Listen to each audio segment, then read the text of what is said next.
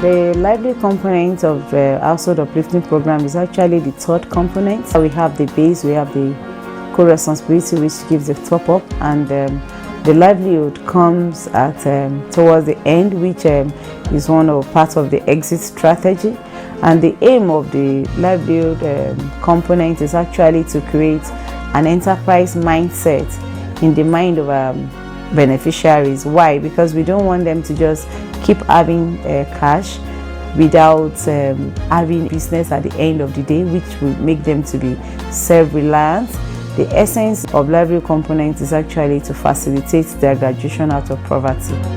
When we talk about livelihood, we look at it in from two angles. The first angle is the savings and income generating activities. This is actually for all the states, all the 36 plus 1 states in the federation, and this is where we build the capacity of the beneficiaries. This is where we get the name of the program, not just a cash transfer, it is cash plus, because we don't just give cash, we give cash and we build their capacity with trainings. And savings and group mobilization training is the first training that every beneficiary gets under this program.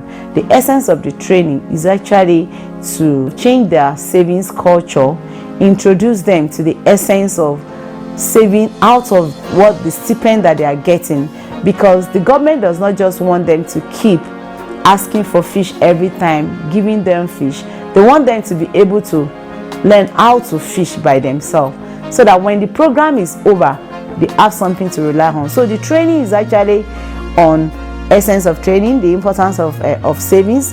They will learn how they're going to save, how they will save, different means of saving. So the beneficiary, upon receiving the training, they form homogeneous group.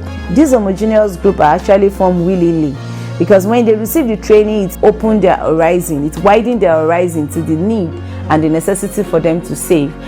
They form groups so that they will be able to relate with each other and save parts of the money, the stipend that is given to them. And the essence of forming the group is not even just for saving, is for them to be able to relate together, because they are beneficiaries and we believe that they are poor and vulnerable, and by the time they come together, it helps them psychologically. They relate socially, they come out of their shell, and they'll be able to talk to each other, have a kind of social network, even at community level. And when they do this, they start to save, which they decide how much they save. Some people start by saving 500, some they increase to 1,000, some 2,000. And when they save, they do it in a rotational manner. Some do a cumulative saving, like saving maybe from January to December towards a particular goal. They may just want to say, like, by the end of the day, they want to buy maybe a grinding machine. So they will save towards it as a group. And individual, maybe they have a goal or what they want to do to improve their business. So after saving, some they rotate the money, some give loan to each other so that they'll be able to put into their micro business. In some community, it is when this program started that they have the opportunity of buying a grinding machine. Some they buy processing machine, like the palm oil processing machine. So they will get all these things, and it improves their income generating activity.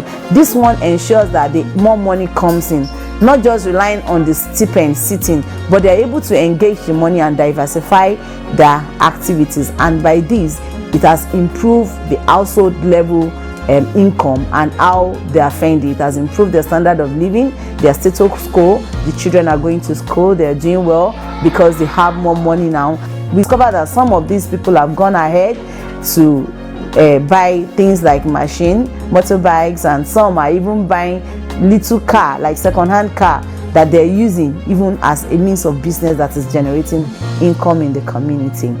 So the other aspect of the livelihood is the pilot livelihood, because the program has come out to discover that to give some intervention to the beneficiaries, like the life skills training, which is going to help them and prepare them towards life challenges like communication, how they're going to take up leadership roles, how they're going to talk about like decision making in the house, gender issues, gender violence in the family, like even issues that surrounds life matter, things that when challenges come, how will they cope, things that affect their self-esteem. These are the things that we have under the life skill training. The second intervention to the beneficiary is the micro business skills training. This training is going to help the beneficiary on how they're going to generate business idea.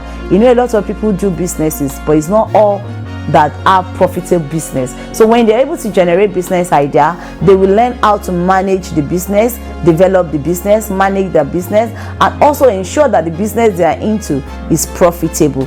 This is actually a kind of capacity building even to the beneficiary too, because some they have the money. Now how to manage it is another thing. Then the third training that they will get under the Livelihood pilot is the mentoring and coaching. This will cut across the 1.5 years of the pilot life, which we ensure that we have follow up on all the trainings they get to see whether they are even taking them and making use of the training, and which will help them at the end of the day to facilitate their graduation.